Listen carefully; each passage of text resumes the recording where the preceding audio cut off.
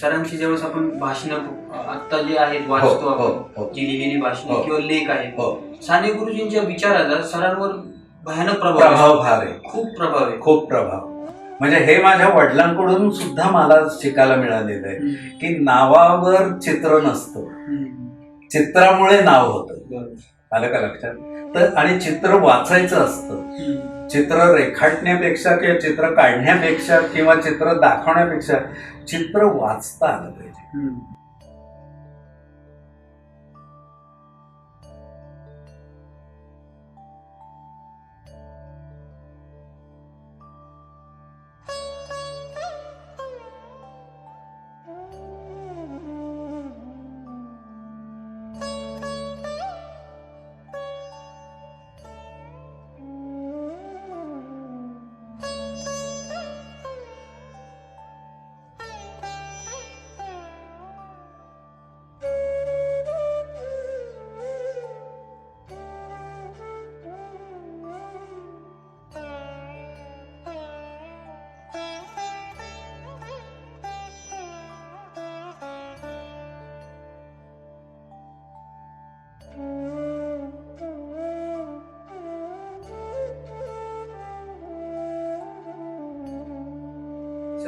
कधी पण मी इथं आलो ना, की असं वाटत नाही की कुठेतरी दुसरीकडे आलोय.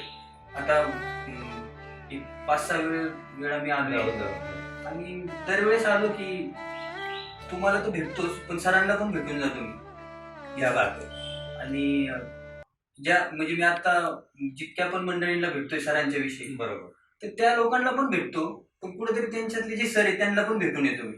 क्या बात, फारच छान. तर आज पुन्हा मी आलोय आणि आजची जी भेट आहे आपली ती थोडीशी कैद होणार आहे. चालेल. तर त्या कैद होणाऱ्या भेटीत आपल्याला आतापर्यंत आपण जे काही बोललोय त्याच्या अगोदर ते सगळ्या पण गोष्टी याव्यात. आणि आज पण तुम्हाला जर काही ह्या क्षणाला जे काही सुचत असेल तर ते पण आपण या सगळ्या गोष्टींमध्ये बोलायला.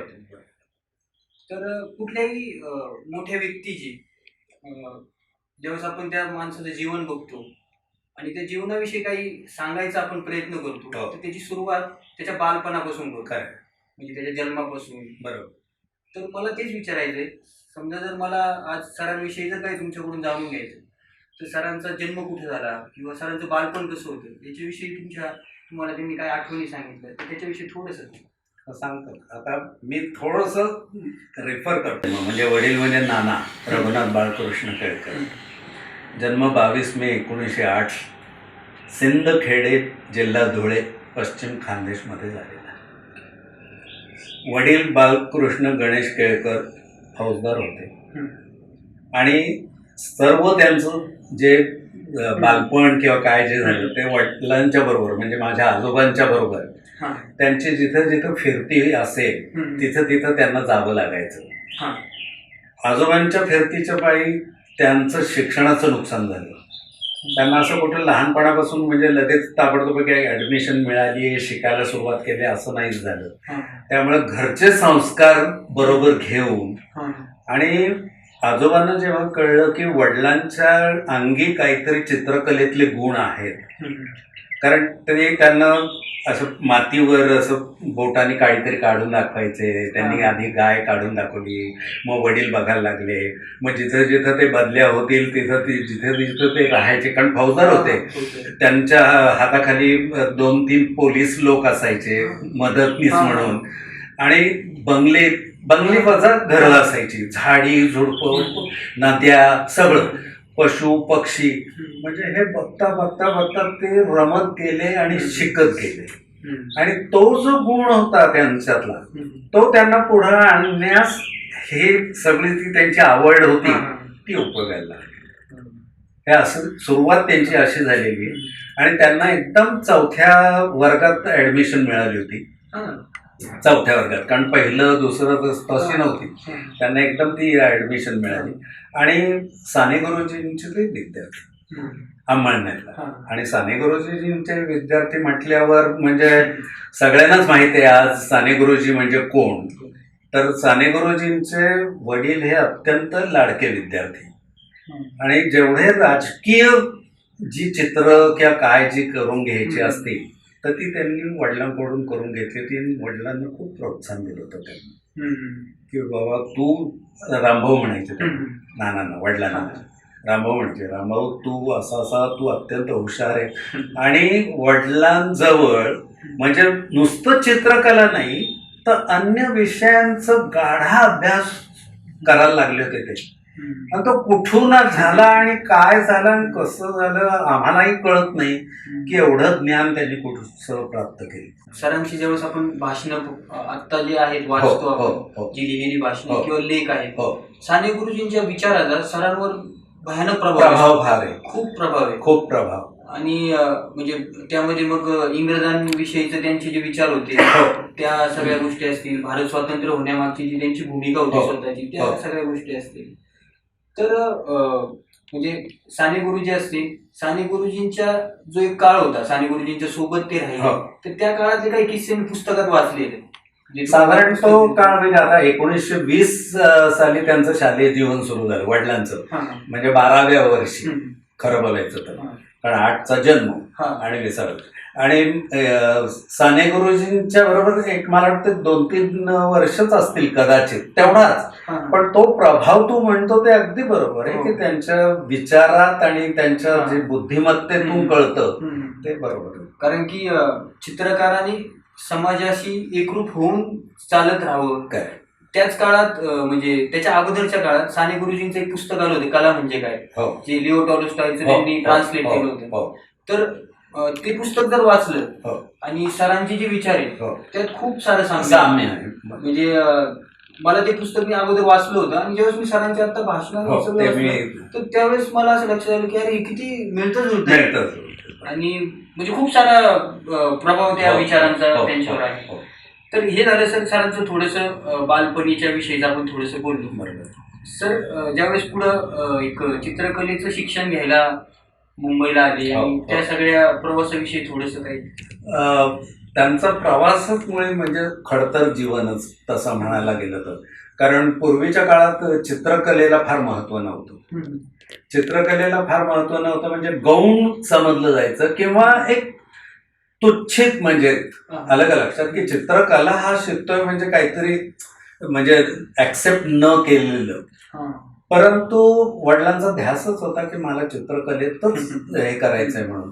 आणि म्हणून मग ते मुंबईला आले आणि मुंबईला आल्यावर त्यांचं जे शिक्षण सुरू झालं आणि मुख्य म्हणजे मुंबई इलाखा असायचा तेव्हा आणि मुंबई इलाख्यात त्यांनी ज्या परीक्षा दिल्या त्यावेळेच्या काय त्या सगळ्यात कर्मधर्म संयोगाने आणि त्यांच्या हुशारीमुळे ते पहिले आलेले प्रत्येक ह्याच्यात. आणि मुंबई इलाख्यात पहिले येणारे मला वाटतं वडील हे म्हणजे माझ्या माहितीप्रमाणे की खरंच एक वेगळी व्यक्ती होती. मला का लक्षात हे सगळ्यांच्या वाटेला येत नाही.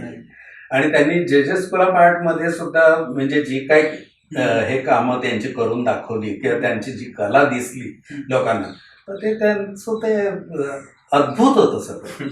आणि हा जो प्रवास आहे म्हणजे हे जे शिकायला गेले ते किंवा शिकले ते किंवा शिकतानाचे जे त्यांचे अनुभव आणि काय आहे तर ते इतके म्हणजे काय म्हणतात त्याला की तिथल्या प्रोफेसर लोकांना किंवा तिथल्या आर्टिस्ट लोकांना सुद्धा असं वाटायचं की हे व्यक्तिमत्व काहीतरी एक वेगळंच रसायन आहे की ह्यांच्याचा एवढा कुठून अभ्यास येतो. म्हणजे मला वाटतं वडील बहुतेक इतकं कारण त्यांनी काय वाचलं किंवा त्यांनी कसा अभ्यास केला किंवा त्यांनी काय केलं हे मी सांगायला फार मी लहान आहे आणि माझ्या ते कक्षेच्या बाहेरच आहे ते.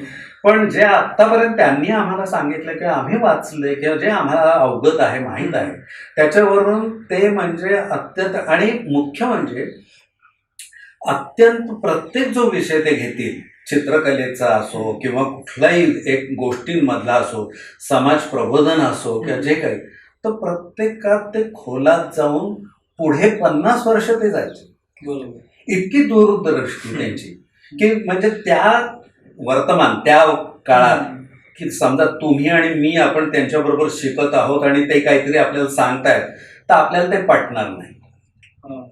म्हणजे हा एक जो प्रकार असतो की कुणाला तरी असं वाटतं की अरे हे काय बोलतायत, हे अजून तर पुढचं फार 40-50 वर्ष, आणि ते घडलं तसं ते घडत गेलं. इतकी त्यांची दूरदृष्टी आणि इतका गाढा अभ्यास होता त्यांचा.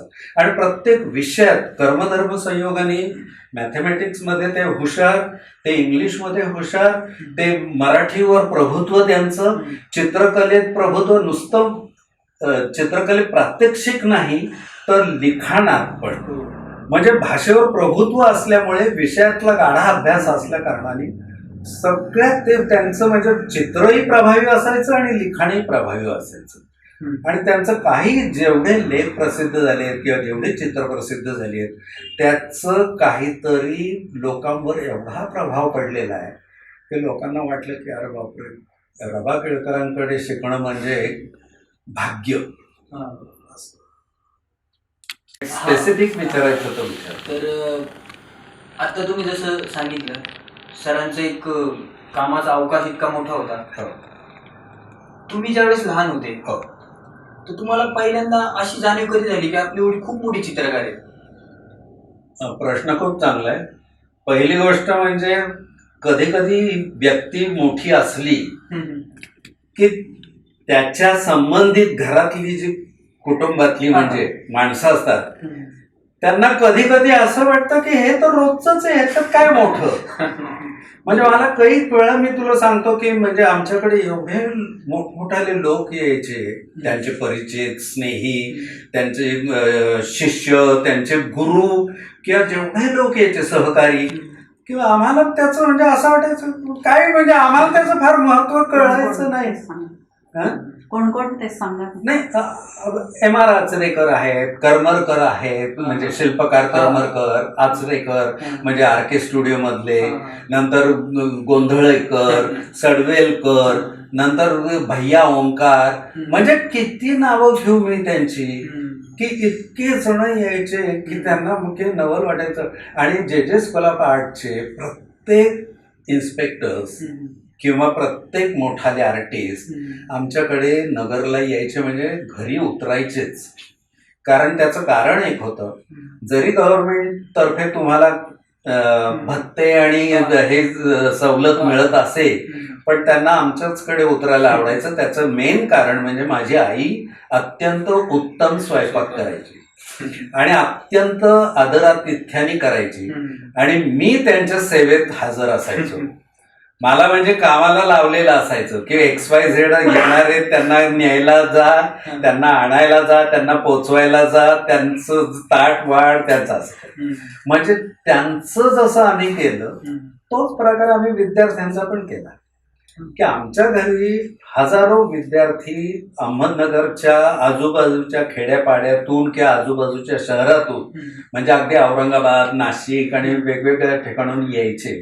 अक्षरशः फक्त हातात एक पिशवी घेऊन येणार शेतकऱ्यांची मुलं असायची, मोस्टली जास्त करून गरीब असायची. मुंबईला जे जे स्कूल ऑफ आर्टमध्ये त्यांना जाणं शक्य नव्हतं शिकायला, पण ड्रॉइंगची तर आवड होती. ड्रॉइंग तर शिकायचंच होतं, ड्रॉइंगमध्ये चित्रकलेतच पुढे यायचं होतं. मग त्यांना दुसरा पर्याय नव्हता, तर फक्त अहमदनगरला म्हणजे कोणतं म्हणजे रबा केळकर, म्हणजे हे व्यक्तिमत्व असं होतं. आणि आम्हाला त्याचं एक जास्त काय वाटतंय की वडिलांनी जात धर्म वर्ग कधी आम्हाला शिकवला नाही, त्यांनी पाळला नाही आणि तेच संस्कार आमच्यावर आम्ही तसेच वागतोय. आणि आमच्या घरी जी जी गरीब ही मी आत्ता जो उल्लेख केला मुलं विद्यार्थी आले त्यांच्याजवळ शिकण्यासाठी पैसे पण नसायचे, बाहेर राहायला पैसे नसायचे, आमच्या घरी उतरायचे, मीच त्यांना राखुंडी द्यायची, मी त्यांना पाणी द्यायचं, तोंड हातपाय धुवायला, संडासात न्यायचो, म्हणजे त्यांना किती म्हणजे नाश्ता आहे, मग जेवण आहे, काही लागलं तर कपडा लागता देणं, म्हणजे ह्या गोष्टी ह्या आता आई आणि मी किंवा आम्ही केलं नाही तर कोण करणार. आणि वडिलांना एवढा वेळ नसायचा, वडिलांकडे इतकी सारखी 24 तास आमचं घर उघडं असायचं. कुणीही यायचं, कुणीही जायचं, 1 तास, 2 तास, 3 तास वडिलांशी चर्चा करणार, विषय मांडणार, ज्ञानार्जन ते देणार. आणि वडिलांचा एक मोठा गुण म्हणजे काय, त्यांनी कधीही स्वतःचं ज्ञान लपवलं नाही, कधीही झाकून ठेवलं नाही, सर्व ओपन. प्रत्येक बारीक बारीक गोष्ट म्हणजे चित्रकलेतली असो किंवा सामाजिक विषयांमधली असो किंवा भाषण असो किंवा कसं करायचं किंवा काय जे विषय असतील इतकं शिकवलंय ए टू झेड म्हणजे. आणि जो समोर त्यांचा विद्यार्थी बसत असेल किंवा जे कोणी बसत असेल, कोणी गुरु असेल, कोणी मोठे चित्रकार असतील, सहकारी असतील, त्या प्रत्येकाने नानांच्या बैठकीत चर्चेतून काहीतरी एक गाठोडं घेऊन गेलेलेच आहेत आणि त्याचा सदुपयोग केलेला आहे त्यांनी. आणि आज त्यांच्या हातून इतके मोठे चित्रकार घडलेले आहेत, त्यांचे विद्यार्थी आज देशो परदेशी आहेत. आणि आम्हाला त्यामुळे नानांकडे येणाऱ्या लोकांविषयी वाटायचंच नाही. माझा जन्म झाला तेव्हा मला पाहायला साने गुरुजी आमच्या घरी आले होते. अरे बापरे, फार नवल्याची गोष्ट आहे. साने गुरुजींना काय पडलंय आमच्या घरी येऊन पाहायला की रवा खेळकरांना काय झालंय पाहायला. पण म्हणजे सांगायची गोष्ट काय की साने गुरुजी पाहायला आलेले. अमर शेख, शाहीर अमर शेख माहिती आहे, शाहीर अमर शेख. त्याच्यानंतर अण्णाभाऊ साठे माहिती आहे, अण्णाभाऊ साठे आणि शाहीर अमर शेख घरी यायचे. आणि अण्णाभाऊ साठेंचा तेव्हा फकीराचा सिनेमा ते काढत होते, तर त्या संबंधित ते यायचे. दुसरी गोष्ट, अमर शेख यायचे म्हणजे हे वडील आमचे कम्युनिस्ट, अगदी मूळ त्यांचं सगळं कम्युनिझम म्हणजे रशिया आणि चायना आणि कम्युनिस्ट पक्ष. त्याच्यामुळे वडील म्हणजे एकदम वेगळ्या विचारांचे होते आणि साम्यवाद म्हणजे. आणि त्याच्यातून त्यांचं ते सर्व धर्म जे आली ती भावना की जात धर्म वर्ग काही पाळायचं आणि ते त्याच्यातून आलं. नंतर ते आस्तिक झाले, पूर्वी नास्तिक होते, नंतर आस्तिक झाले. तो का बदल झाला, कसा झाला आम्हाला काही कल्पना नाही, पण झाला तो. पण पूर्वी आमच्याकडे स्टालिन, लेनिन, पेकिंग म्हणजे पूर्वीचं चायना मधलं जे, तर तिथून आमच्याकडे चित्रकलेवरची किंवा वेगवेगळी पुस्तकं यायची दर महिन्याला. हो, आमच्याकडे दर महिन्याला. आणि त्याचा एवढा अभ्यास. आणि वडिलांना रशियन भाषा यायची, बंगाली भाषा यायची, नानांना सगळ्या भाषा जवळजवळ अवगत होत्या. म्हणजे त्यांनी गोष्टी ज्या सांगितल्या आहेत किंवा लिहिल्या आहेत, अनुवाद केलेल्या आहेत, चायनीज केलेल्या आहेत, रशियन केलेल्या आहेत, बंगाली केलेल्या आहेत. म्हणजे मला तर नवल वाटतं की हे कुठून त्यांना येत होतं मला माहित नाही भाऊ. पण त्यांचं प्रत्येक ह्या भाषेतल्या अनुवादित गोष्टी प्रसिद्ध झालेल्या आहेत. किशोर मासिकात ते रेग्युलर लिखाण करायचे गोष्टींचं, किशोर मासिक. ओके, गोष्टी सांगणं हा मूलभूत त्यांचा स्वभाव. हे साने गुरुजींकडून शिकले ते. 1940 आणि 41ला त्यांनी 2 पुस्तकं काढली होती म्हणजे गोष्टींवरची सरांनी. आणि त्याच्यात ॲनिमेशनचा जो भाग एक असतो तर तशी चित्र त्यांनी ते काढलेली आहे. तर त्या पुस्तकाचं, एका पुस्तकाचं नाव होतं तिंबू नाना आणि मंडळी. कार्टून सारखी सिरीज होती, म्हणजे वॉल्ट डिस्नीची जी पेंटिंग्स असायची, सिरीज असायच्या, कदाचित त्याच्यावरून त्यांनी ती कल्पना घेऊन ते केलेलं होतं. आणि ते पुस्तक 1940, 42 का 44 त्या काळातली ती पुस्तकं होती. अजून एक त्यांचं एक पुस्तक होतं असंच काय, अशा गोष्टींवर. मी काय केलं मग, मी मोठा जेव्हा झालो, जेव्हा मला कळायला लागलं आणि मला असं वाटायला लागलं की हे नानांचं पुढे यायला पाहिजे किंवा काय, तर म्हणून मग मी ती 2 पुस्तकं एका पुस्तकात करून मी एक पुस्तक काढलं. आणि मग मी काय करायला लागलो, जेव्हा सामाजिक कार्य करायला लागलो काय, तेव्हा माझ्या, कारण आई आणि वडील सामाजिक कार्य खूप करायचे, तर त्यांचाच वारसा मी पुढे चालवला माझ्या ह्याच्या करिअरमध्ये. मी ती पुस्तकांचे म्हणजे त्यांच्या गोष्टी, मी एक असं झेरॉक्स कॉपीचं एक छोटं पुस्तिका तयार करायचो. आणि आम्ही चित्रकलेच्या कॉम्पिटिशन घ्यायचो पुण्यात आल्यावर. पुण्यात आम्ही बऱ्याच वेळा कॉम्पिटिशन घेतलेले आहेत. नानांच्या स्मृतीप्रित्यर्थ पण घेतले. आणि आम्ही दोघं चित्रकार असल्यामुळे आम्हालाही ते चालवायचं होतं. पण आमचं एक वैशिष्ट्य एक असं असायचं की आम्हीच विषय देणार, आम्हीच चित्रांची निवड करणार, बक्षीस आम्हीच देणार, आर्ट मटेरियल आम्हीच देणार, म्हणजे होल अँड सोल आम्हीच सगळं. आणि त्याच्यात एक मुख्य म्हणजे आम्ही कुणाच्याही नावानी चित्रकलेत कॉम्पिटिशन मधली पत्रिका किंवा तो कागद घेत नसेल. आम्ही फक्त अनुक्रम नंबर देणार, सिरियल नंबर. 1 2 3 4 5 त्याचा अर्थ म्हणजे त्याचं कारण मी सांगतो. नावामुळे, गावामुळे, आडनावामुळे तुम्ही प्रभावित होता कामा नये बक्षीस देताना. बक्षीस हे फक्त मेरिटवर मिळालं पाहिजे. म्हणजे हे माझ्या वडिलांकडून सुद्धा मला शिकायला मिळालेलं आहे की नावावर चित्र नसतं, चित्रामुळे नाव होतं. की समोरच्याने काय चित्र काढले ते जर तुम्हाला आतपर्यंत भिडलं, कळलं, मेंदूत गेलं तरच तुम्हाला कळणार की अरे ह्या चित्राचा हा अर्थ आहे. आणि चित्र असं काढायचं की जे सर्वसामान्य व्यक्तीला कळेल असं पाहिजे. मॉडर्न आर्ट, आता वडील जास्त करून रिअलिस्टिक वर होते. मॉडर्न आर्ट मध्ये त्यांचं काम कमी होतं त्या मानाने, रिअलिस्टिक मध्ये जास्त. त्यांचं डेमॉन्स्ट्रेशनवर जास्त भर असायचा. आणि डेमॉन्स्ट्रेशन म्हटलं की अत्यंत त्यांना म्हणजे खेळ असा हातात 2 मिनिटाचा खेळ त्यांचा. पण ते लँडस्केप स्पॉटवर जाऊन केलेलं काही मला आठवत नाही, पण ते मेमोरी लँडस्केप करून दाखवायचे. म्हणजे मुलांना डेमो डेमो म्हणून ते दाखवायचे. पोर्ट्रेट त्यांचा आवडता विषय होता. तर पोर्ट्रेटसाठी ते मॉडेल आणायचे, बसायचे किंवा क्लासमध्ये कोणतरी बसायचे आणि आम्हाला करून दाखवायचे पोर्ट्रेट. स्टिललाईफ ते करायला त्यांना आवडायचं, स्टिललाईफ पण ते करायचे. पण भांडण असे की काम करता करता मुलांना शिकवता त्यांना अशी काही उर्मी यायची की ते लँडस्केपचं, स्टिललाईफचं, पोर्ट्रेटचं आणखी कंपोजिशन असं काहीतरी भरवळ करून दाखवायचे. आणि त्यावेळेस बाकी आमच्या मुलांचा फार गोंधळ व्हायचा. मुख्य म्हणजे त्यांना कधी मीडियम मध्ये कधी फरक पडलेला नाहीये की काय माध्यम आहे. दोन्ही म्हणजे हा ड्रॉइंग पेपर आहे, गोंडपाट आहे का, फोटोग्राफीला वापरलेलं मटेरियल मधले ते पुठ्ठे यायचे त्याच्यावर काढायचंय. ते कारण द्यायचं नाही की माझ्याजवळ सर कागद नाहीये किंवा माझ्याजवळ पेन्सिल नाही किंवा माझ्याजवळ हा रंग नाही किंवा माझ्याजवळ ते नाही.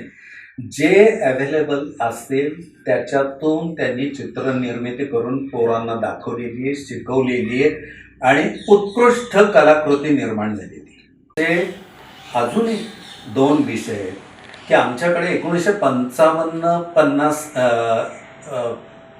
50 ते 60 मी म्हणेन त्या काळामध्ये मुंबईहून न्यूड मॉडेल्स यायच्या. न्यूड मॉडेल्स यायच्या. आता मी तर लहान होतो, मला वाटतं 11-12 वर्षाचा असेल कदाचित. तर त्या आमच्याकडे यायच्या, दोघी असायच्या. म्हणजे ॲट अ टाइम दोघी नाही, ह्या वर्षी एक आली, दुसऱ्या वर्षी दुसरी आली. आणि वडिलांची शिकवण्या असायच्या, म्हणजे ड्रॉइंग पेंटिंग क्लास असायचे. तर जेवढ्या मुलं आणि मुली किंवा पुरुष आणि स्त्री शिकायला येतील त्यांच्यासाठी न्यूड स्टडी होता. आणि न्यूड स्टडीसाठी मुंबईला जाणं तर पुन्हा तसंच खर्चिक, कोणाला परवडणार नाही. इव्हन इथं म्हणजे चित्रकला जे शिकवत आहेत त्यांची फी द्यायची मारामार असते, आर्ट मटेरियल आणायची मारामार असते. तर तिथे न्यूड स्टडीसाठी मुंबईला जाऊन किंवा पुण्याला जाऊन शिकणं फार महागात येतं. म्हणून आमच्या घरी यायचे. आणि वडिलांची ख्याती अशी होती, जे स्कूल ऑफ आर्टमध्ये त्यांची जी ख्याती होती, त्यांचं नाव ह्या विश्वात जे होतं त्याच्यामुळे त्यांच्यावर विश्वास टाकणाऱ्या ह्या बायका होत्या.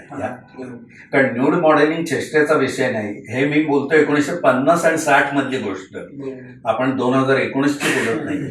तर त्या काळात त्या बाईनी यायचं आणि सर्व विवस्त्र बसायचं आणि समोर एक ड्रेपरी टाकली जायची ट्रान्सपरंट, आणि मग सगळी मुलं मुली इथं बसलेले असायचे आणि ते न्यूड स्टडी तो साधारण ती पूर्ण 7-8 तास बसायची बाई. हो. आणि वेळ आली तर नेक्स्ट डेला सुद्धा बसायची. सर आता हा या प्रश्नाविषयी मी कांबळे सरांसोबत बोललो, प्रमोद कांबळे सरांसोबत. तर त्यांना मी असा प्रश्न केला की आज सरांचं नाव खूप मोठं आहे, कांबळे सरांचं. नगरमध्ये खूप मोठे चित्रकार आहेत, शिल्पकार आणि चित्रकार दोन्ही. मी त्यांना विचारलं, सर आज हे शक्य आहे का न्यूड मॉडेल बसवणं नगरमध्ये? ते आज सुद्धा मला नाही म्हटले. बरोबर. ग्रामीण भागातल्या मुलांना कलेचं प्रशिक्षण मिळावं म्हणून त्यावेळेस त्यांनी जे काही केलेलं काम आहे ते त्याची तुलनाच होऊ शकत. मला असं आठवतं त्यांनी त्या काळात म्हणजे जे स्कूल ऑफ आर्टमध्ये फायनल एमच्या परीक्षेला न्यूड मॉडेल असतं. हां बरोबर. तो एक खूपच मोठा एकदम हे करणारा प्रसंग आहे. ते न्यूड मॉडेल असतं तर कसं काय न्यूड मॉडेल असेल? तर जे काही 4-5 स्टुडंट त्यांनी त्यांच्या घरी मुंबईहून मॉडेल आणून तिला स्वतःच्या घरात राहायला लावून माईंनी सगळं तिचं केलं आणि तिला घरामध्ये स्वतःच्या न्यूड मॉडेल नगरसारख्या ठिकाणी ते बसवलं. ते पुण्यात पण शक्य नव्हतं. खूप मोठी गोष्ट होती खरंच. म्हणजे आज ते धाडस आज पण ते नाही शक्य होते. नाही कोणाचं. आज पण शक्य नाही ते कोणी करत नाही. एवढ्या वर्षानंतर आणि त्या काळात त्यांनी केलं आणि केवढा विश्वास असेल आणि केवढी मोठी जबाबदारी. एखादी गोष्ट तिथं ते हे झालं असतं खूप काहीच नाही. त्यासाठी ते इतके परखड होते. खूप त्यांना त्यांच्या कामावर पूर्ण विश्वास होता, आत्मविश्वास होता आणि त्यामुळे त्यांनी ते बिनधस्तपणे केलं. आणि सरांनी ती म्हणताय तुम्ही 50-60च्या दशकात हे केलं, म्हणजे कुठली इच्छाशक्ती आणि काय असेल हे? आणि मेन म्हणजे घरातली त्यांची पत्नी म्हणजे ज्या माई त्या त्यांना सपोर्ट करतात. अगदी बरोबर. हे आणि त्या चित्रकलेच्या क्षेत्रातल्या नव्हत्या म्हणजे माझ्या माहितीनुसार. आणि त्या कसं काय हे शक्य झालं? म्हणजे आज पण इतका पुढे विचार म्हणजे आपण पुन्हा थोडं मागे जाऊ की हे जे मी म्हणालो की चित्रकलेविषयी जे मत प्रवाह वाईट होता पूर्वी, त्याला कारण हे एक पण होतं. बरोबर. Nude modelling, nude study. बरोबर. कुठल्याही तुम्ही चित्रकलेतल्या ह्याच्यात बघा, सिलेबसमध्ये बघा किंवा अभ्यासक्रमात कशातही बघा, न्यूड स्टडी हा होताच. आणि चित्रकलेमध्ये न्यूड स्टडीला खरंच फार महत्व आहे. खूप महत्व. आलं का लक्षात? की स्त्रीचं जे शरीर आहे काय पुरुषापेक्षा, म्हणजे फॉरेन कंट्रीजमध्ये पुरुषालाही महत्व आहे, आपल्याकडेही आहे, पण जास्त करून स्त्रीचा वापर जास्त झालाय न्यूड मॉडेलिंग. आणि तिचं जे सौंदर्य, निसर्गाने तिला जे सौंदर्य दिलंय काय, ते चित्रात म्हणजे अॅनाटॉमी किंवा जे तुम्ही शिकता किंवा जे तुम्ही शिकवता तर तो एक भाग त्याचा. तर त्याच्यासाठी ते आहे. आणि समोर बसून जेव्हा तुम्ही पोर्ट्रेट्स करता, व्यक्तिचित्र करता, तर तेव्हा जे त्या स्त्रीच्या चेहऱ्यावरचे भाव असतील तेव्हाचे काय, किंवा तिचं शरीर जेव्हा असेल, माझे वडील नेहमी म्हणायचे की चित्रकारामध्ये हिम्मत पाहिजे की न्यूड स्टडी करताना चित्र काढणं, अजिबात विचल न होता, अजिबात अस्वस्थ न होता संयमाने त्या मॉडेलचं चित्र काढणं ही मोठी परीक्षा असते. आणि नुसतं न्यूड मॉडेल नाही, वडिलांची म्हणजे आत्ता मी नावं घेत नाही कारण ते उचित ठरणार नाही, पण वडिलांचे जे विद्यार्थी होते तेव्हा आमच्याकडे येणारे, त्यांच्या पत्नी पण दिवसभर बसायच्या न्यूड मॉडेलिंगसाठी. आणि तिचे मिस्टर म्हणजे वडिलांचे विद्यार्थी तिथे करायचे, वडील दाखवायचे चुका किंवा काय. म्हणजे तू विचार कर की कुठपर्यंत म्हणजे केवढा विश्वास आणि केवढं हे धाडस होतं. म्हणजे हे आज तुम्ही पुन्हा पण सांगताय ना, तर मला आज सुद्धा परत ते अशक्यच वाटतंय. कारण सर आज जर तुम्ही विचार केला ना, आजच्या काळात सुद्धा म्हणजे आपण म्हणतो की लोक शिकले, सुशिक्षित, ह्या बाबतीत आज सुद्धा आपण तितकेच निरक्षर आहोत. अगदी म्हणजे काही बोलायला स्पष्ट अधिकार आहे आपल्याला. कारण की आज पण आपण पाहतो एखाद्या गॅलरीत किती सारे वाद होतात चित्रांवरून, याच्यावरून हुसेनचा वाद, या सगळ्या गोष्टीवरून. पण सरांनी ह्या सगळ्या गोष्टी इतक्या छानपणे सांभाळून आणि कसं हे शक्य केलं खरंच माहीत नाही. आणि म्हणजे कसं शक्य झालं, ह्या जर थोड्याशा टिप्स सरांकडून भेटल्या असत्या ना तर खरंच ते खूप चांगलं अशक्य आहे सगळं. म्हणजे म्हणून मी म्हटलं ना, आता आम्हाला, कारण मी स्वतः पाहिलेलं म्हणून मला माहिती. मी जर पाहिलेलं नसतं तर कदाचित मी पण तुमच्यासारखंच म्हणालं असतं, अरे काय बोलताय, हे शक्यच नाही म्हणून. कारण मी आत्ता जसा उल्लेख केला की विद्यार्थ्यांच्या मेसेसचं म्हणजे पत्नीचं पण केलं. ती पेंटिंग्स आमच्याकडे ऑइल पेंट्स सगळी पडलेली होती कितीपर्यंत. म्हणजे जवळजवळ मला आठवतंय मी कॉलेजला जायला लागल्यावर मी ती डिस्पोज ऑफ केली. म्हणजे आमच्या घरी होती ती स्टडी म्हणून होती. आणि वडिलांचं काय झालेलं होतं ते जसं मी आत्ता म्हणालो की हे शाहीराम शेख आणि लोक यायचे आणि सगळे लोक, तर तसे अनेक जण म्हणजे की ह्या सुधीर फडके म्हणजे असे कितीतरी लोक म्हटलं ना आमच्याकडे यायचे. आणि हे चित्रकलेतले वृद्धाचार्य जे सगळे जेवढे मोठे लोक, हेब्बर आमच्या घरी आलेले आहेत. हेब्बरनी माझी चित्र पाहिलेली आहेत, म्हणजे मी काढलेली. मी अर्थात मी खूप ओरिजिनल काम खूप कमी केलेलं आहे. मी जास्त करून म्हणजे माझ्यावर प्रभाव थोडासा दलालांचा होता.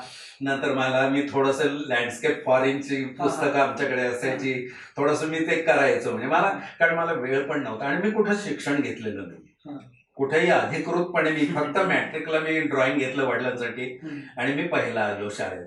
तर तो वडिलांना अत्यंत आनंद झाला की माझं नाव राखलं बाबा यांनी म्हणून. आणि दुसरी मग पेंटिंग्स मी पोर्ट्रेट करायचो, मी स्केचेस करायचो, कारण घरातच वडिलांना मदत मी करायचो. म्हणजे असं वडिलांची काही पत्र लिहिणं असेल किंवा हे प्रकार मला खूप करावे लागले.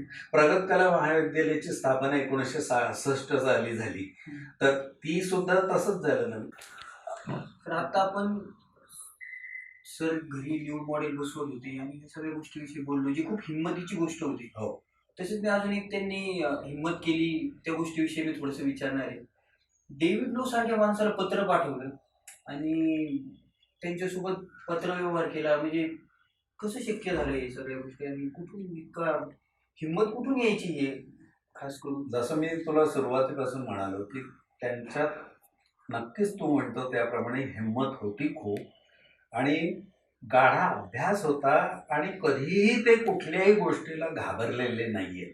म्हणजे सभेसमोर बोलणं किंवा लिहिणं किंवा व्यक्त होणं, एक्सप्रेस करणं, ते कधी आणि स्पष्ट, अत्यंत स्पष्ट आणि बिनधास्त. म्हणजे त्याचा कदाचित पुढे परिणाम काय होईल त्यांना कदाचित त्या क्षणी कल्पना येतही नसेल, कदाचित. आलं का लक्षात? कारण काही काही विधानं किंवा काही काही गोष्टी आपण अशा करतो की त्याचे परिणाम होतात, वाईटही होतात, चांगलेही होतात. पण त्यांनी तो मला वाटतं विचार कमी केला कदाचित, पण त्यांचं दरवेळेस जे काही खरंच होत होतं ठरलं. त्यांना व्यंगचित्रामध्ये म्हणजे जेव्हा त्यांची ही चित्रकला सुरू झाली, चित्रकलेत, कारण तुम्ही त्यांची चित्र पाहिलीत, समजा मी नंतर दाखवेल तुम्हाला, की छापलेली चित्र 1929 साली, त्यांचा जन्म 1908 आणि 1929, म्हणजे जस्ट किती 21 वर्षाच्या असताना त्यांची रंगीत चित्र प्रसिद्ध झाली होती तेव्हाच्या काळात. म्हणजे त्यांच्यात ती कला जी होती किंवा त्यांच्याकडे जो विषय, त्याचं ज्ञान, त्याला मान्यता होती. तर त्याचप्रमाणे त्यांना हे शिकायचं होतं व्यंगचित्र. आता व्यंगचित्रामध्ये डेव्हिड लो हे जगातले खूप मोठा माणूस, विख्यात चित्रकार होते, म्हणजे व्यंगचित्रकार, कार्टूनिस्ट. आणि त्यांना कदाचित लंडनला जायचं होतं वडिलांना, कारण भारतामध्ये तेव्हा म्हणजे, आणि त्यातही नगरसारख्या ठिकाणी, की म्हणजे काही वाव नव्हता पहिली गोष्ट, आणि त्यांना काहीतरी करून दाखवायचं होतं. मग त्यांना काहीतरी करून दाखवायचं, आणि तोपर्यंत ऑलरेडी म्हणजे राजकीय व्यंगचित्र काढतच होते. नागपूरच्या उद्यम मासिकासाठी त्यांनी खूप व्यंगचित्र काढलेली आहेत. नवाकाळ जे वृत्तपत्र, नवाकाळ प्रसिद्ध मुंबईचं, नवाकाळमध्ये व्यंगचित्र काढत होते. किर्लोस्करांसाठी त्यांनी काम केलेलं. म्हणजे सगळ्या ह्या लोकांसाठी त्यांनी काम केलं. तर त्यांना ते म्हणून त्यांनी डेव्हिड लोला पत्र लिहिलं, कारण तेव्हा टेलिफोन आणि हे तर सगळं आवाक्याच्या बाहेरचं होतं. तर त्यांनी पत्र लिहिलं. डेव्हिड लो नेमके लंडनमध्ये नव्हते, ते बाहेर गावी होते.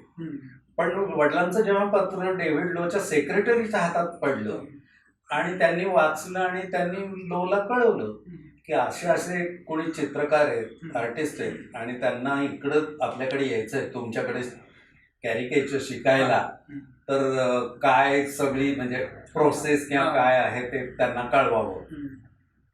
लो इतके चाट पडले की हा कोण वेडा माणूस आहे वगैरे, म्हणजे पोरगा वेडा मुलगा आहे की त्याला माझ्याकडून इकडे लंडनला येऊन कॅरिकेचर शिकायचं.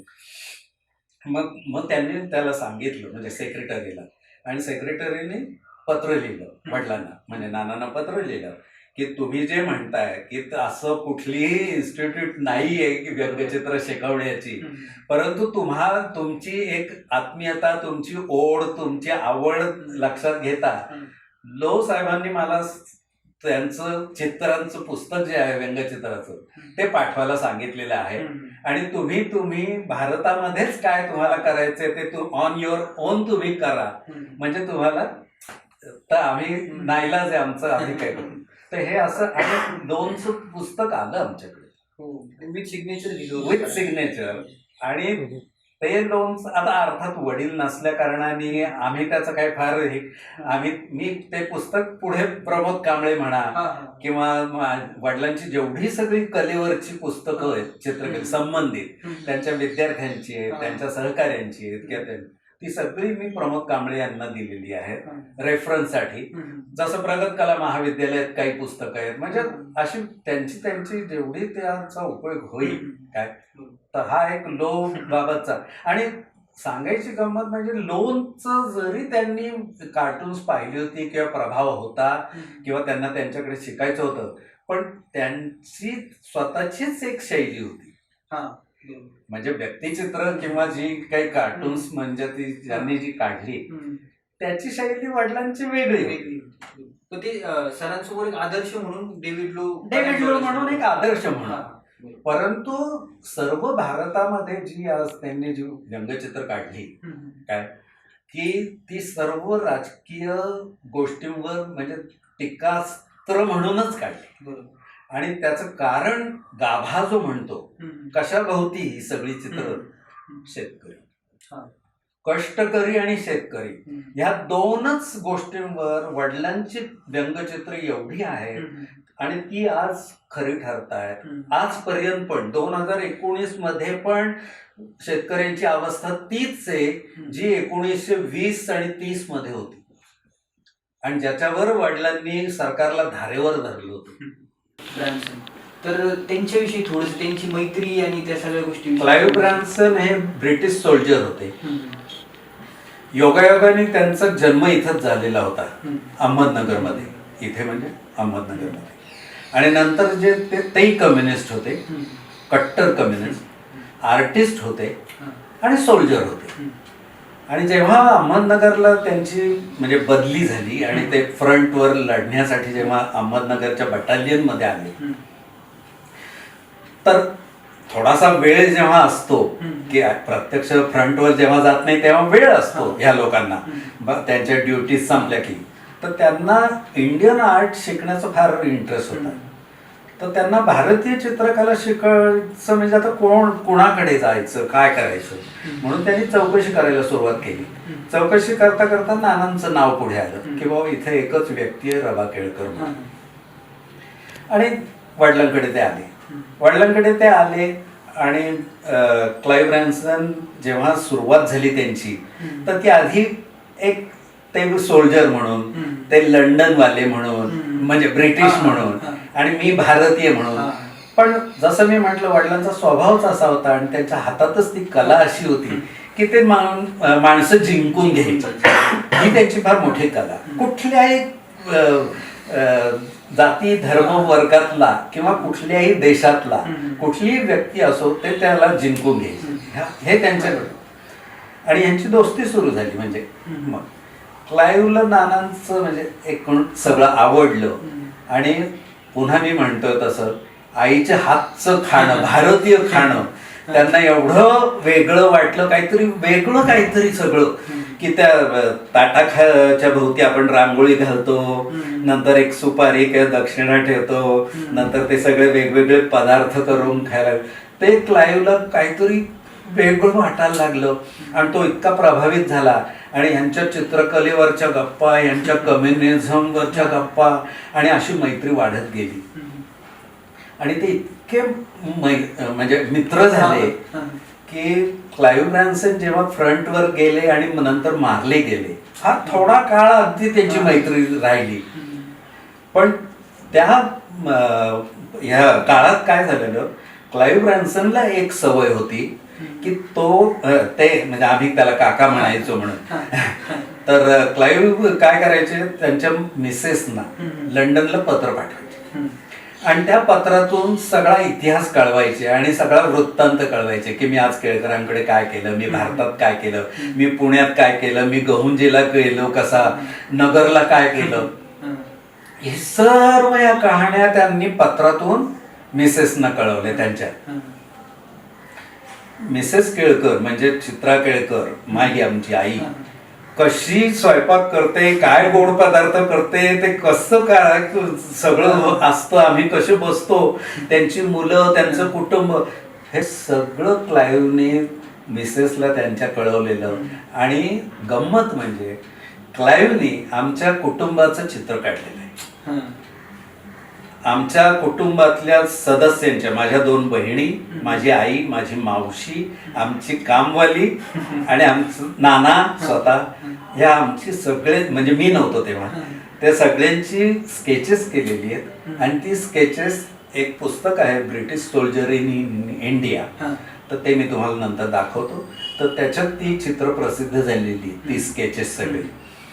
त्या पुस्तकांच्या प्रती 40-42 जो काळ असेल, 1,00,000 प्रती खपल्या गेलेल्या. ब्रिटिश सोल्जर इन इंडिया ह्या पुस्तकाच्या कॉपीज जगामध्ये 1,00,000 खपल्या गेल्या. तुम्ही विचार करा, त्या काळात 1,00,000 प्रती खपणे म्हणजे काय असेल, केवढं त्या पुस्तकाचं महात्म्य असेल किंवा महान.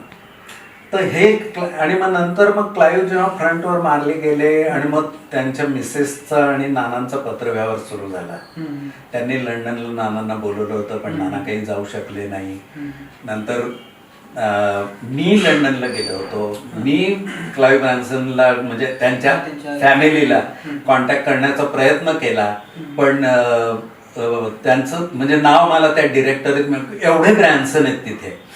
आणि आत्ता एक ह्याच ओघात मी एक ऍड करू शकतो की मी लंडनहून आल्यावर मी जेव्हा पत्र लिहिलं त्या पत्त्यावर, तर क्लाईव्हची जी मुलगी आहे रोझा म्हणून, तर ती साधारण माझ्याच वयाची किंवा माझ्यापेक्षा कदाचित 1 वर्षाने मोठी बेटी असेल. तिला जेव्हा कळलं की आम्ही कोण असे आणि मी केळकरांचा मुलगा, आणि ती इतकी खुश झाली. तिने मग मी तिला कळवलं की मी पण आर्टिस्ट आहे, माझी पत्नी पण चित्रकार आहे आणि तिचं असं असं काम आहे. मग तिने एक मला ग्रीटिंग कार्ड पाठवलं आणि ते ग्रीटिंग कार्ड मी तुम्हाला दाखवणार आहे नंतर. की ते ग्रीटिंग कार्ड तिने आपल्या हिंदू देवदेवतांवर केलेलं. तुम्ही विचार करा, म्हणजे कुठून आलं हे, म्हणजे हे वडिलांकडून तिला आलेलं, नाही तर तिचा काही संबंध नाहीये. वडील केव्हाच वारले आणि तिला हिंदू देवदेवतांचं काय पडलेलं आहे, पण वडिलांकडून ते त्यांच्यापर्यंत गेलेलं आणि तिच्या वडिलांकडून तिच्याकडे गेलेलं, आणि ती चॅरिटीसाठी ती कामं करते. तर ते ग्रीटिंग तिने पाठवलं. ती इतकी खुश झाली आणि तिला मी कळवलं की मी एक पुस्तक, या पुस्तका संदर्भात मी तिला पत्र लिहिलं होतं. मी जे पुस्तक नानांवर काढलेलं आहे ब्रिटिश सोल्जरच्या एक भारतवादी ब्रिटिश सैनिक म्हणून, तर ते पुस्तक जेव्हा, तर मी तिला कळवलं की मी क्लाईव्ह काकांवर असं लिहिलं. तर तिला मी सांगितलं, तुला आय नो प्रिटी वेल की you don't know Marathi, but I would like to gift, I would like to send that book to you. तिने इतकी ती खुश झाली की माझ्या वडिलांची काय एक कहाणी ज्या पुस्तकात आहे, तर ते पुस्तक माझ्याकडे आहे आणि मी तिला ते पाठवलं. ती फार खुश झाली. तिची पत्र आहेत माझ्याकडे. रझानचं आत्ता बोलायचं रझान. तर हे क्लाईव्ह ब्रॅन्सनचं, क्लाईव्ह ब्रॅन्सनचे आमच्याकडे फोटो आहेत, आमच्याकडे खूप पत्र. क्लाईव्ह ब्रॅन्सनवरचं एक पुस्तक निघणार होतं मराठीमध्ये, रंगा मराठी म्हणून. खूप लोकांनी ते वाचलं होतं पुस्तक आणि त्यांना अनुवादित करायचं होतं मराठीत, आणि मराठी लोकांच्या समोर तो इतिहास यायला हवा होता म्हणून खूप प्रयत्न झाले. जवळजवळ एवढं 300-400 पानांचं ते पुस्तक होत होतं. परंतु वडिलांना वेळ नसे किंवा वडील माझ्याकडे बंगलोरला यायचे, मदुराईला यायचे, किंवा मी माझी फिरतीची नोकरी असल्या कारणाने आई वडील 4-4 महिने माझ्याकडे राहायला यायचे. तर त्या काळात ती लिंक जायची, म्हणजे त्यामुळे ते होऊ शकायचं नाही. पण ते पुस्तक आलं नाही. पण वडिलांनी 4 ओळी ज्या लिहिल्या होत्या त्याच मी त्या त्यांच्या मी जे पुस्तक काढले त्याच्यात टाकलेले आहे. कारण मला कुठंतरी असं वाटत होतं की वडिलांची इच्छा आहे क्लाइव्ह ब्रॅन्सनवर काहीतरी यावं म्हणून. काय तर त्या मी 4 ओळी का होईना पण एक त्यांची इच्छा पूर्ण होण्यासाठी मी त्या पुस्तकात टाकलेल्या आहेत. तुम्ही जे पुस्तक सर जे छापलंय ना, त्या पुस्तकातला जो मी तुम्हाला आधी पण ते सांगितलं हो. की एक जो किस्सा लिहिलाय की ब्रान्सन ज्यावेळेस जातात आणि तुम्ही त्यांना दिवाळीचं फराळ देता, तो जो किस्सा आहे ना, जे वर्णन आहे त्या पुस्तकात, ते खरंच खूप वाचण्यासारखं आहे. म्हणजे अगदी बरोबर. मी तुम्हाला जर सांगितलं ना, मी ते पुस्तक ज्यावेळेस वाचत होतो ना, तर माझ्या रूमवर ही सगळी यायची मंडळी संध्याकाळी. ब्रान्सन असायचे, केळकर सर असायचे, सगळी मंडळी असायची, रोज भेटायला यायची.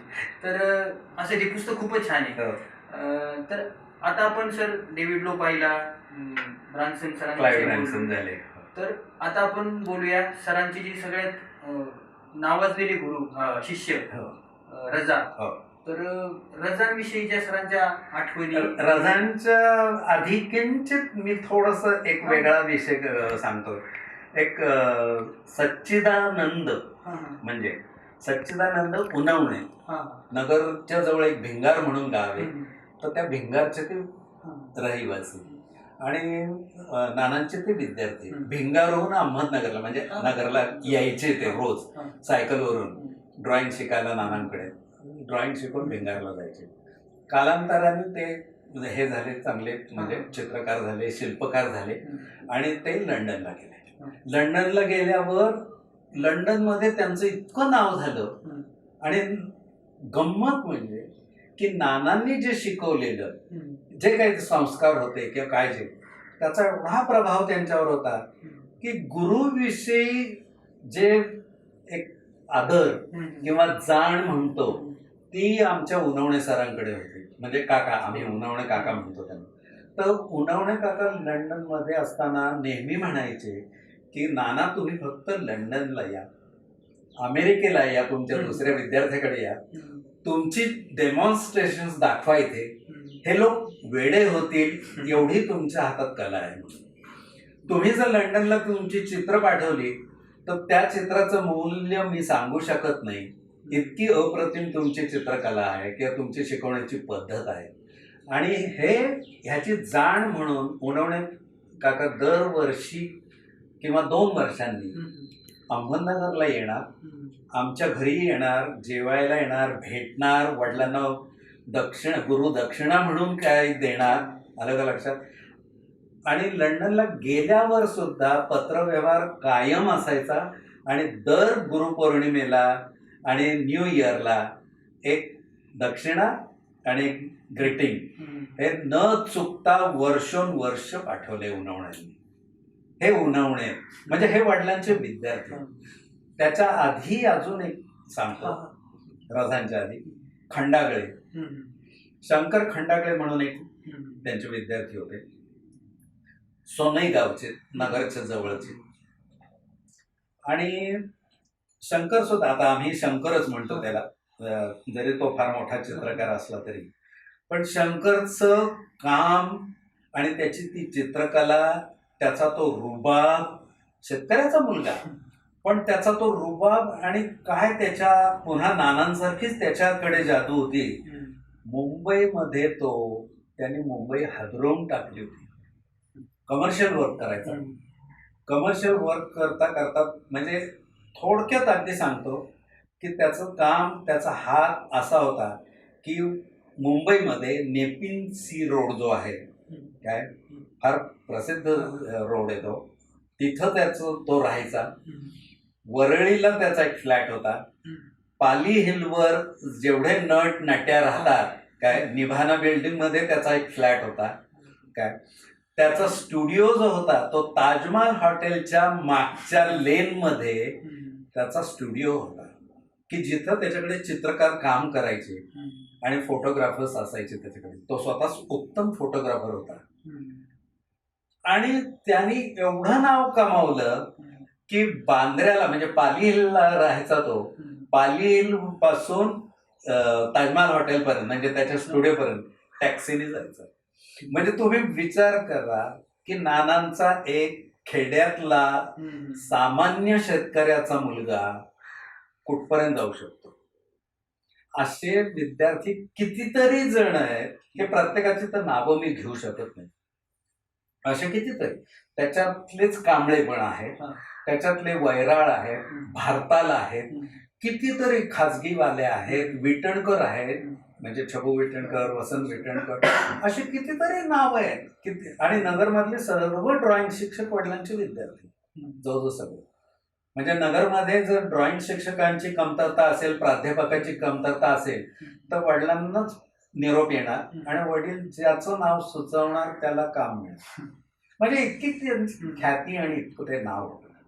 रझांविषयी जर बोलायचं झालं, आम्हाला जे म्हणजे मी जेव्हा सुट्टीवरून यायचो आणि एखाद तास 2 तास बसायचो, नानांची चित्र, नानांचे मटेरियल, नानांची पेंटिंग सगळं नीट लावून आवरून निघून जायचो, तेव्हा मला त्यांची खूप पत्र मिळाली रझांची. ती नानांनी नीट सांभाळलेली नाही, मी स्पष्ट सांगतो. ती आज केवळ जी पत्र आहेत ती माझ्यामुळे आहेत आणि ती आहेत. आणि नंतरच्या काळात म्हणजे रझांनी 1940-42 मध्ये पत्र लिहिलेली आहे, तर ती पण आहे माझ्याकडे. आणि नंतर 95 पर्यंत काय, तर ती माझ्याजवळ, मी तुम्हाला ती नंतर दाखवणार आहे. कारण ती पत्र वाचण्यासारखी आहे, कारण इतका रझांचा अध्यात्मावर विश्वास आणि श्रद्धा होती. रझांना नागपूरला असताना, कारण नाना नागपूरला आठवल्यांकडे केंद्रात शिकवायला जायचे, तिथं रझा शिकायला होते.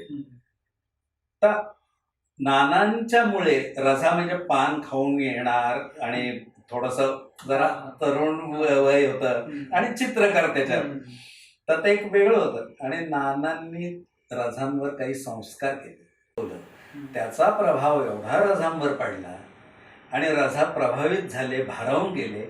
आणि नानांचं एकंदर काम आणि सगळी परिचित मंडळी किंवा त्या क्षेत्रातला त्यांचा दबदबा पाहता नानांना त्यांनी रिक्वेस्ट केली की मला तुमच्या म्हणजे माझे 2 काका वॉलकट ब्रदर्समध्ये होते, कॉटनची कंपनी, कापसाची. तर त्या कंपनी, स्विस कंपनी, त्या कंपनीची कॅलेंडर्स बनवण्यासाठी रझांना काम हवं होतं. म्हणून मग त्यांनी वडिलांना सांगितलं की तुम्ही तुमच्या बंधूंना सांगून मला जर काम मिळालं त्या कंपनीचं खूप बरं होईल. मग ते पुढे झालं का नाही ते मला ते नाही एवढं माहीत, पण अशी ती सुरुवात म्हणजे. आणि वडिलांचं आणि त्यांचं असं सुरू झालं. आणि भोपाळ म्हणजे त्यांच्या मूळ गावी असताना त्यांची येणी जाणी आणि शिक्षण चालू होतं अधूनमधून. पण नंतर जेव्हा ते चित्रकारच झाले मोठे आणि जेव्हा त्यांनी निर्णय घेतला की आपण पॅरिसमध्ये जाऊन आता काम करायचंय, तर जवळजवळ 40 वर्ष रझा ह्याला होते, पॅरिसला होते. आणि आमच्याशी आता पत्रव्यवहार, कारण नंतरच्या काळात काय झालं होतं, नानांचं वय झालं, नानांना लिहिता फार यायला त्रास व्हायचा, दिसण्यासाठी त्रास व्हायचा, तर ते मलाच सांगायचे की मी सांगतो तू पत्र लिही म्हणून. आणि मी पत्र लिहायचो. आणि रझांचं एक होतं, रझा म्हणायचे नाना तुम्ही मला मराठीत पत्र लिहित चला, इंग्लिशमध्ये लिहू नका किंवा हिंदीत लिहू नका, आणि मी तुम्हाला हिंदीतच लिहितो, म्हणजे मला हिंदीशी माझी टच राहील आणि मला मराठी समजेल, कारण मी मराठी यायची मला, तर मला मराठी समजेल. इंग्लिश तर सगळ्यांनी येतच आहे म्हणे. तर म्हणजे आणि मग रझांनी काय जी त्यांची म्हणजे प्रदर्शन कुठं झाली किंवा कुठं होणार असतात, त्यांचं भारतामध्ये आल्यावर त्यांचं प्लॅनिंग काय, नियोजन काय, कोणाच्या भेटीगाठी सगळं कळवायचे नानांना. त्यामुळे आम्हाला सगळं माहीत असायचं की रझा दिल्लीत किंवा मुंबईत किंवा पुण्यात किंवा एक उदाहरण देतो किंवा अमेरिकेला किंवा. आणि रझांची चित्र तर तुम्हाला सगळ्यांनाच माहिती आहे की करोडोमध्ये किंवा M.F. हुसेन, नंतर त्या सगळ्या लोकांचा प्रोग्रेसिव्ह आर्ट त्यांचा ग्रुपच होता तो. आणि नानांचं सुद्धा काय, नाना जेव्हा शिकवणी सुरुवात केली चित्रकलेची